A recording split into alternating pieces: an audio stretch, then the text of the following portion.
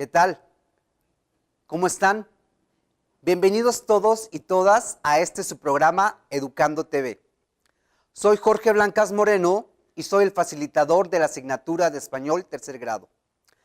Antes de pasar a nuestro tema, quiero invitarlos a todas y a todas a que visiten nuestras redes sociales: YouTube Educando TV, Twitter Educando TV, y también los profesores tenemos un blog en WordPress, cada uno de nosotros pueden buscarlo, Facebook Educando TV, y hay una plataforma por parte del YEPO, que es Educando TV, yepo.gov.mx,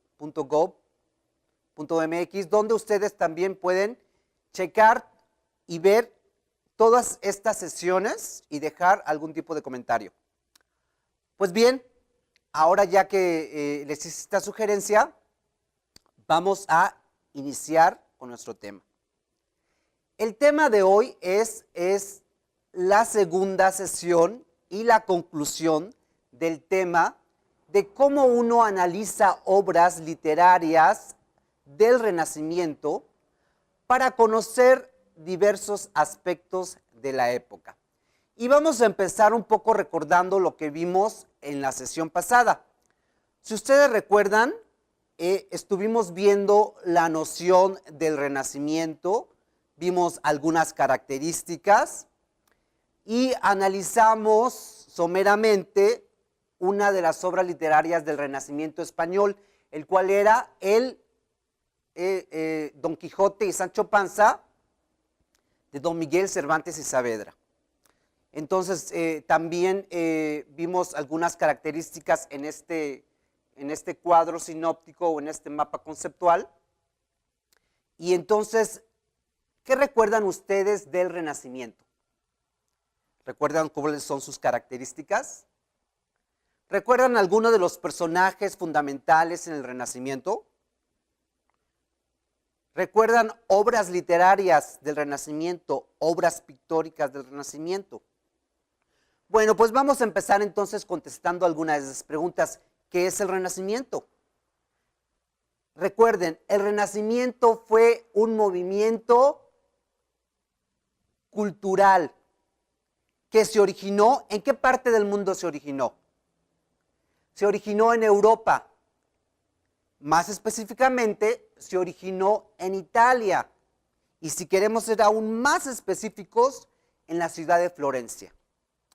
Esto se debió a que en Florencia estaba la poderosa familia de los Medici. Los Medici tenían mucho dinero y mucho poder. Fueron los primeros dueños de un banco en Italia. Todo este auge económico hizo que las disciplinas humanas y las científicas y las tecnológicas florecieran en Florencia y después emigraran a otras partes. Luego entonces, por ejemplo, el arte tuvo un auge muy fuerte, las obras literarias tuvieron un auge muy fuerte, los descubrimientos científicos, los descubrimientos técnicos y alguna ideología que aún todavía seguimos usando en esta época. A mí el Renacimiento me gusta mucho. Les voy a decir por qué. Porque el Renacimiento es la época moderna, a como la conocemos ahora mismo. Muchas de las ideas del Renacimiento siguen vivas. Por ejemplo, una de las ideas científicas es cuando Copérnico descubre que la Tierra es redonda. Esa idea es del Renacimiento, ese descubrimiento es del Renacimiento. ¿Y qué creen? Aún sigue vigente en esta época. Las obras pictóricas de Botticelli, las obras pictóricas de Leonardo da Vinci siguen vigentes en esta época. Por eso me gusta tanto el Renacimiento, porque hay un parteaguas entre la época medieval y el mundo moderno que es ahora. Y entonces yo les sugería que para conocer la ideología y conocer las características del Renacimiento, nosotros podríamos un poco adentrarnos a través de ¿qué? A través de las producciones culturales de una época en específica, en este caso, pues ya saben, el Renacimiento. Entonces yo les traje unas obras pictóricas de Botticelli, que es uno de los grandes pintores del Renacimiento, Y también les traje entonces el Don Quijote, que era del Renacimiento español. Muy bien, pues entonces vamos a seguir un poco con esta tónica y vamos a concluir también esta sesión.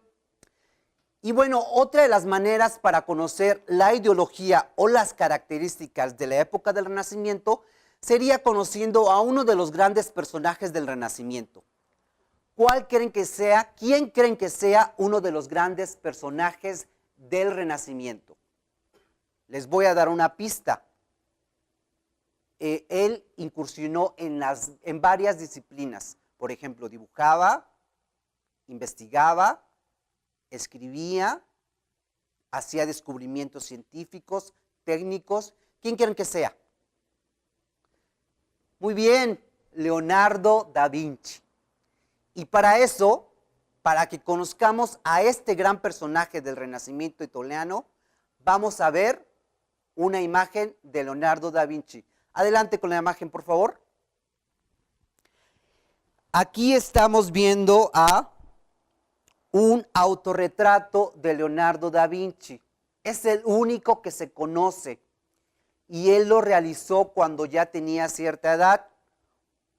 Por las características del autorretrato nos podemos dar cuenta que ya tenía más de tal vez 60 años, porque tiene una barba larga, las arrugas son pronunciadas, la nariz es grande como de alguien ya de más de 60 años. Y bueno, mientras pasa esta imagen yo les voy a leer un poco acerca de la biografía de Leonardo. Leonardo era hijo ilegítimo de un abogado florentino, quien no le permitió conocer a su madre, una modesta campesina. Se formó como artista en Florencia, en el taller de Andrea del Verrocchio, pero gran parte de su carrera se desarrolló en otras ciudades como Milán o Roma, donde ahí trabajó para uno de los Médicis. Aunque practicó las tres artes plásticas, no se ha conservado ninguna escultura suya. Y parece que ninguno de los edificios que diseñó llegó a construirse, por lo que su obra como escultor y arquitecto solo quedan indicios en sus notas y bocetos personales. Muy bien, pues ahora que ya conocieron a Leonardo da Vinci, vamos a conocer algunas de sus obras. Pero yo creo que ustedes ya saben cuáles son algunas de sus obras. Hay una que es una de las más famosas en el mundo, y en el mundo me refiero al mundo occidental, al mundo oriental, al mundo islámico, en fin, al mundo, a todo el mundo. ¿Cuál creen que sea? Muy bien, es la Mona Lisa, o algunas veces llamada la Gioconda. Y para eso les traje a la Mona Lisa. Adelante. Este es uno de los retratos más famosos de Leonardo y como vemos ahí está un personaje femenino. Estamos viendo en la pantalla a la Mona Lisa, la Gioconda, y es un personaje femenino que tiene los brazos cruzados y que es una de las obras más enigmáticas que se ha hecho en toda la época de la historia del arte. Una parte es porque ellos dicen, los investigadores, los historiadores del arte, dicen que está basada en Leonardo da Vinci. Otros dicen que es la enigmática sonrisa de la Mona Lisa. Y bueno, regresando, ¿les gustó la Mona Lisa, la Gioconda? Es muy interesante, pero Leonardo tenía otras cosas, otras producciones pictóricas o dibujos mucho más interesantes para mi punto de vista. Y por eso les traje uno que además quiero que lo observen detenidamente, porque a partir de esta obra pictórica uno puede empezar a deducir qué estaba pensando el hombre y la mujer del Renacimiento. Así que adelante con una obra de Leonardo da Vinci. En esta obra que estamos viendo de Leonardo da Vinci, seguramente la han visto muchas veces. Es El hombre de Vitruvio, así se llama. Y vemos a una figura humana, masculina, con el pelo largo, está desnudo, pero si se dan cuenta, si ven la imagen, está dentro de dos figuras. Primero, está dentro de una figura cuadrada y a su vez está dentro de una figura circular. Tiene los brazos extendidos y las piernas extendidas. ¿Qué creen que nos dice esta obra del Renacimiento acerca del pensamiento de los hombres y mujeres de esa época? Piensen un segundo. ¿Listos? Pues esta obra nos dice que el hombre y las mujeres del Renacimiento ya estaban pensando en la anatomía humana, ya estaban pensando en las proporciones del ser humano y cómo se relacionaban estas con la geometría. Estaban pensando también en la biología, en la fisonomía, y empieza una época en donde empiezan a cuestionar todo lo relacionado con el cuerpo. Porque acuérdense, en el Renacimiento, el hombre empieza a ser el centro del pensamiento. Como lo había dicho anteriormente, en el medievo, Dios es el centro del pensamiento de los hombres y de las mujeres, pero también hay un cambio de pensamiento en el Renacimiento. Esa es la parte que a mí más me emociona y más me interesa. Cómo de un periodo a otro hay todo un set, digamos, un conjunto de nuevos pensamientos que hacen a toda esa época muy atractiva. Muy bien, pues entonces ya conocimos a uno de los personajes del Renacimiento, a este personaje que tal vez es el que epitomiza al Renacimiento. Epitomiza quiere decir que resume y expone la época del Renacimiento. Muy bien, pues ahora entonces vamos a pasar y vamos a regresar un poco a una de las obras literarias del Renacimiento español, la cual vimos y analizamos. Pero esta vez, ¿qué creen? Sí les traje el libro.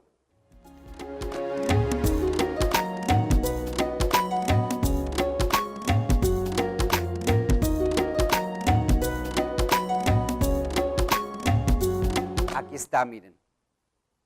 Yo les decía que era casi imposible leerlo, ya se dieron cuenta por qué. Es un libro muy grande, son muchas páginas, así que iba a ser imposible pues hacer una lectura frente a las cámaras.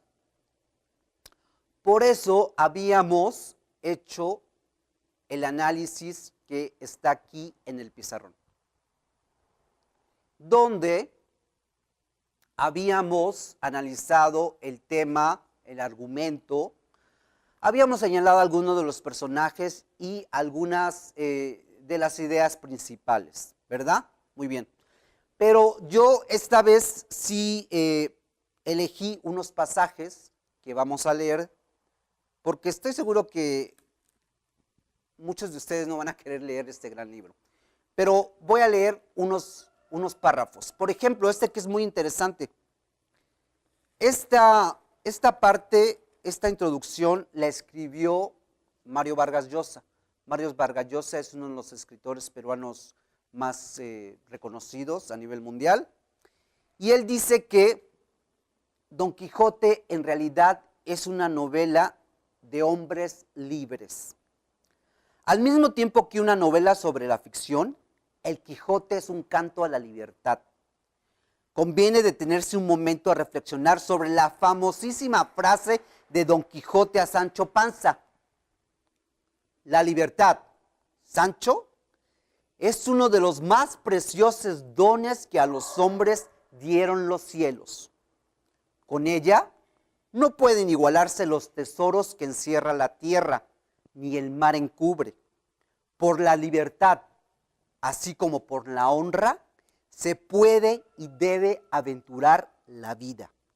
Y por el contrario, el cautiverio es el mayor mal que puede venir a los hombres. Pues bien, eso fue un párrafo de Don Quijote donde Mario Vargas Llosa nos hace notar que en realidad Don Quijote es más bien una novela de hombres libres. Y yo les voy a leer otra cosa, porque acuérdense que estamos tratando de reconocer las características de una época a partir de las obras del Renacimiento. En este caso yo elegí el Renacimiento español. Bien, Mario Vargas Llosa dice, las patrias del Quijote. ¿Cuál es la imagen de España que se levanta de las páginas de la novela cervantina? La de un mundo vasto y diverso, sin fronteras geográficas, constituido por un archipiélago de comunidades, aldeas y pueblos, a los que los personajes dan el nombre de patria.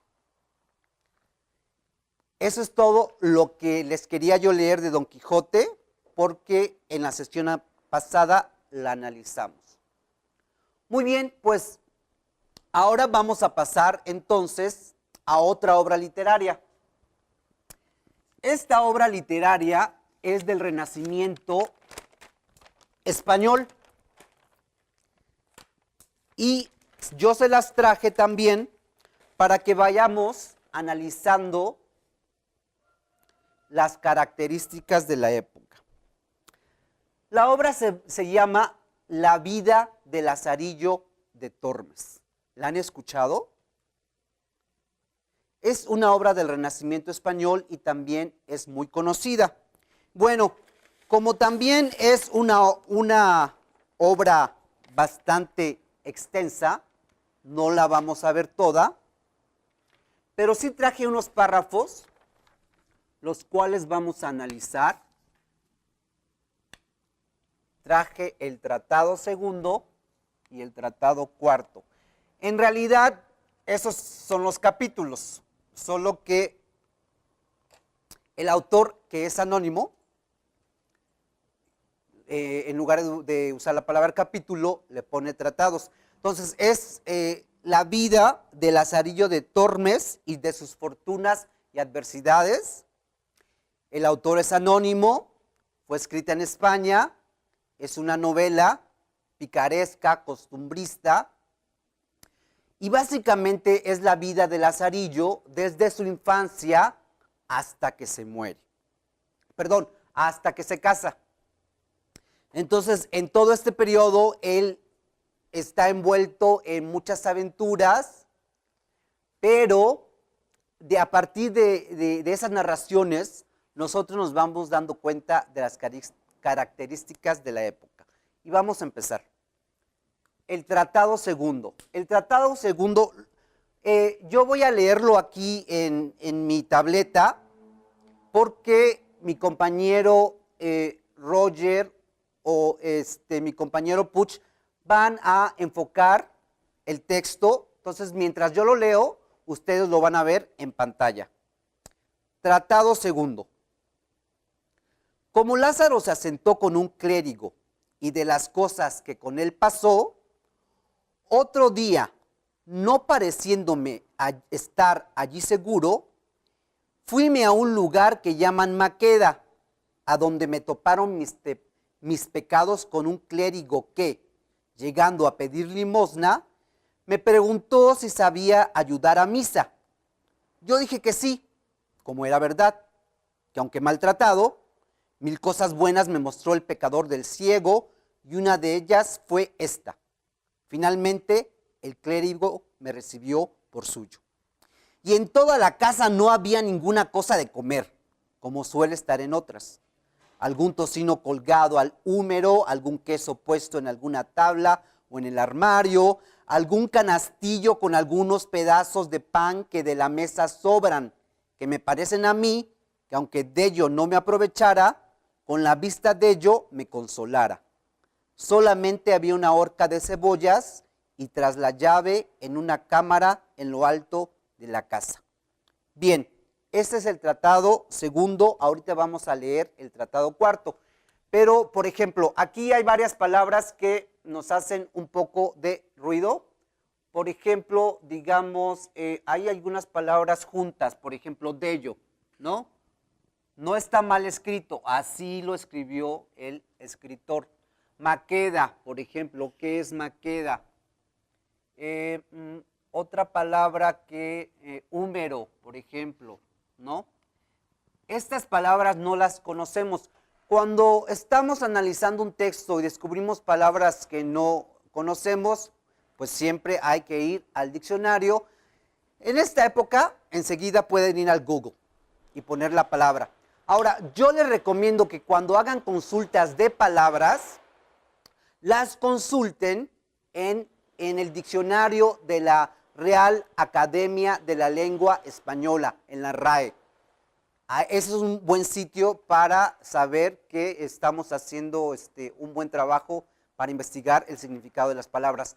Otro sitio es la Real Academia de la Lengua Mexicana. Ahí también hay un diccionario y podemos investigar estas palabras.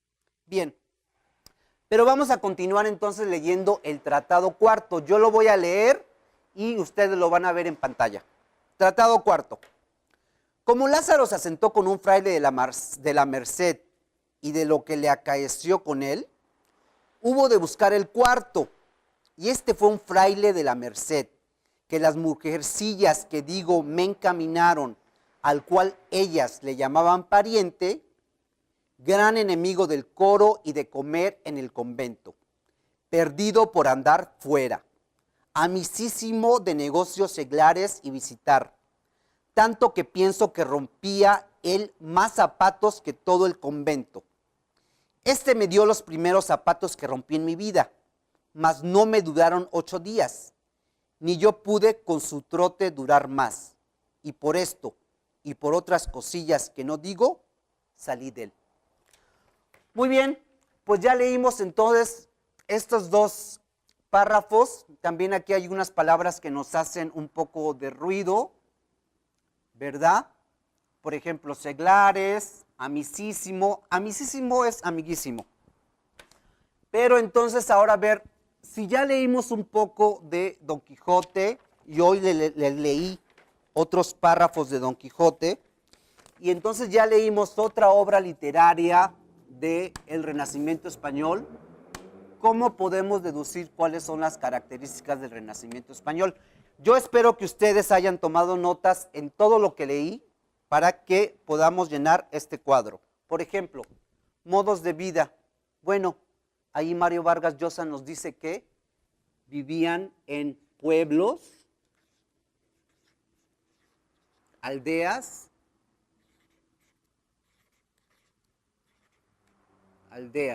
y que les llamaban patrias.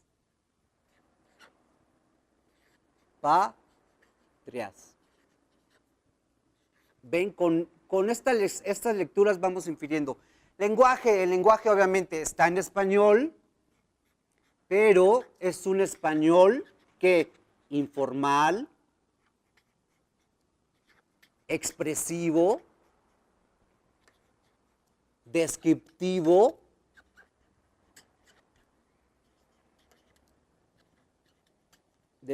aquí ya no me cupo. ¿Qué acontecimientos sociales pudieron ustedes percatarse? Bueno, eso se los dejo de tarea para que ustedes vayan llenando esto. Pero aquí también podemos poner, por ejemplo, ideología. Ideología.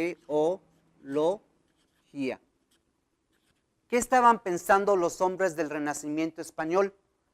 Tal como lo dijo Mario Vargas Llosa, estaba pensando en ser un hombre libre.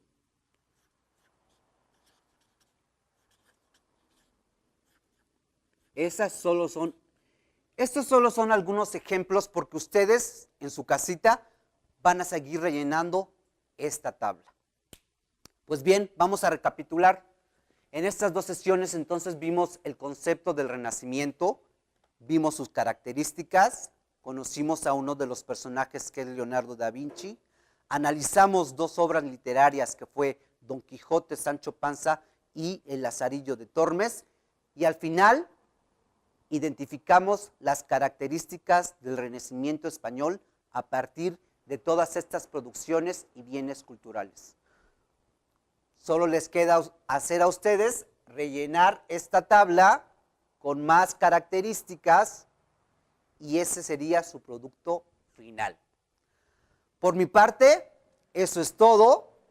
Concluimos este tema y nos vemos en la próxima sesión. Hasta pronto.